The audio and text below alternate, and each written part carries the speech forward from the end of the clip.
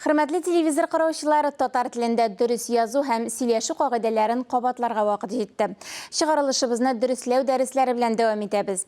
Аны Татарстан Республикасы Фәннәр академиясенең Галимҗан Ибраһимов исемендәге Тел, әдәбият һәм сәнгать институтының лексикография бүлеге мөдире, филология фәннәре кандидаты Ринат Сәфәров белән берлектә алып барабыз. Әдәм баласы күңеленә иң якын булган, иң еш ишетелә торган сүз аның үз исеме. Бүгенге дөресләү дәресләренең темасы кеше исем фамилияләре. Аны безгә даими кунагыбыз Ринат Сәфәров аңлатыр дип өметләнәбез. Исәнмесез, Ринат әфәнде? Хәерле көн, исәнмесез. Гомумән алганда татар исемнәре бер яктан караганда шактый тотыраклы традиция белән килә. Безнең кеше исемнәрендә гарәп, фарсы алынмалары шактый күп сизелә. Икенче яктан соңгы 50, бәлки 100 елда Европа исемнәренең артып китүе күзәтелә. Менә иң ташланып торган үзгәрешләр шул дип атар идем. Икенче яктан татар халкы нишләптер борынгыдан килгәнгәме ул нишләптер инде сәбәбен әйтеп булмый. Ике компонентлы исемнәрне ничектер яхшырак күрәләр. Сәлах, Фәттах кебек исемнәрне ничек язырга кирәк? Үзебезнең татар чыгышлы исемнәр күбрәк булса, безнең язылышта проблемалар күп булмас иде. Мәсәлән, Тансык сүзе кеше исеме буларак кулланыла, аның язылышында проблема юк. Йылдыз сүзе иркә, гарәп графикасыннан, гарәп теленнән һәм графикасыннан кергән сүзләрне татар теленә ничек җайлаштыру кагыйдәләр күптән булдырылган. Бу очракта сезнең конкрет, мәсәлән, Салах исеменә килгәндә, катысы хәрефе, гарәпнең сат хәрефе килгәндә, ул һәр вакыт каты әйтелә. Минемчә, Салах дип әйтү иң дөресе булыр иде. Т белән Д тартыклары янәшә килүе еш очрый бу очракта. Шуннан да иске татар телендә, менә гарәп язуында булган традиция бездә, анда Д хәрефе икеләтелгән Д хәрефе килә. Ләкин татар телендә андый язылу кабул ителмәгән. Безнең ДД хәрефләре урынына, авазлар урынына ТД авазлары, хәрефләре язу гамәлгә кертелә. Минемчә, төп кагыйдәне бозарга безнең әллә ни сәбәбебез юк. Шуңа күрә Насрет дин дип язуны бозу кирәк түгел. Югала торган Е һәм И хәрефләре бар бит әле. Әйеме, Фәйзрахман, Батырханова, Камардинов дигәндә төрле урыннарда төрле теркәү органнары булган, нигездә ул авыл советлары, анда авыл советында ханым ничек язырга, ничек ишеткән, шулай язган. Нигездә безнең хәзер исемнәребез бер исем кебек булса да, төрле төбәкләрдәге кешенең фамилиясе яки исеме төрлечә кебек яңгырый. Бу очракта без ниндидер унификацияле бер уртак фикергә килергә тиешбез һәм минемчә, мәсәлән, Бәдретдин дигән исемне без тулысынча бүгенге көн кагыйдәләреннән язарга тиешбез. Ни өчен мин моны шулай дип әйтәм?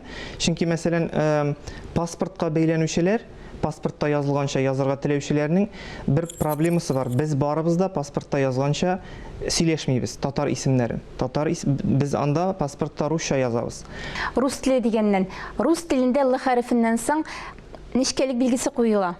Әйеме, Гыйлметдинов, Гыйлманов фамилияләрендә һәм исемнәрендә куеламы ничкәлек?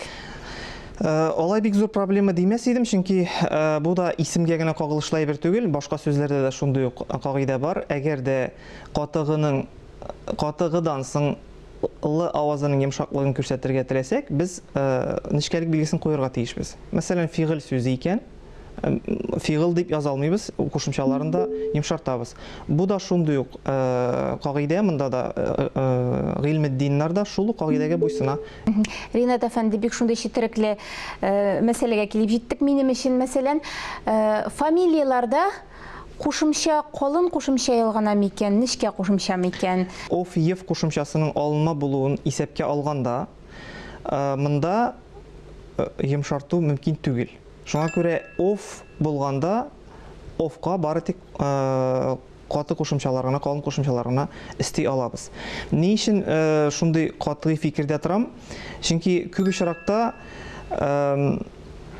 әле оф дигәне аның бик проблема түгел, ев дигәне проблема. Чөнки, мәсәлән, Ганиев диләрдә, Ганиевкә дияргә дә була, Ганиевка дияргә дә була. Бу очракта менә сезнең сорау шуңа килеп тора әле инде. Ләкин менә Ират фамилиясында Ярар, шулай да булды ди, проблема туды ди.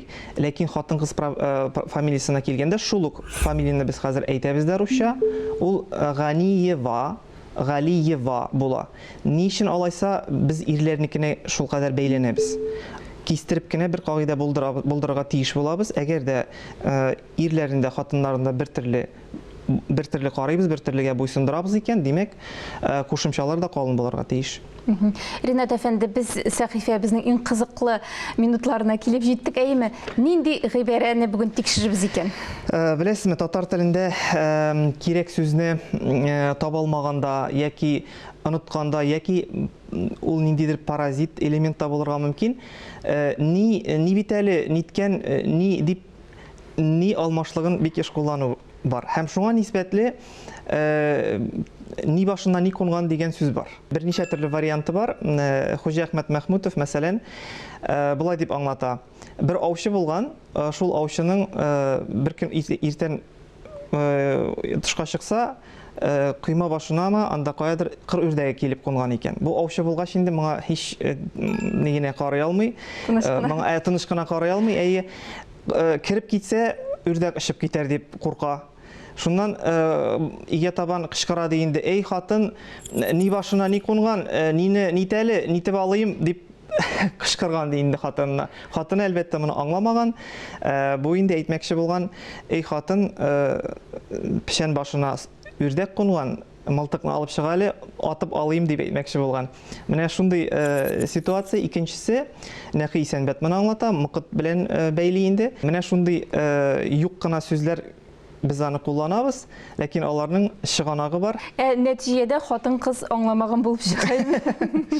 Нәтиҗәдә ир кеше булкынланганда кирәк сүзләрен таба алмаган булып чыга. Рәхмәт сезгә бик зур. Хөрмәтле телевизор караучылар, бүгенге дәресебез тәмам. Әле без исемнәрнең дөрес әйтелеше һәм дөрес язылышы турында гына сөйләштек. Алдагы чыгарылышларыбызның берсендә аларның мәгънәләре хакында да фикерләшербез.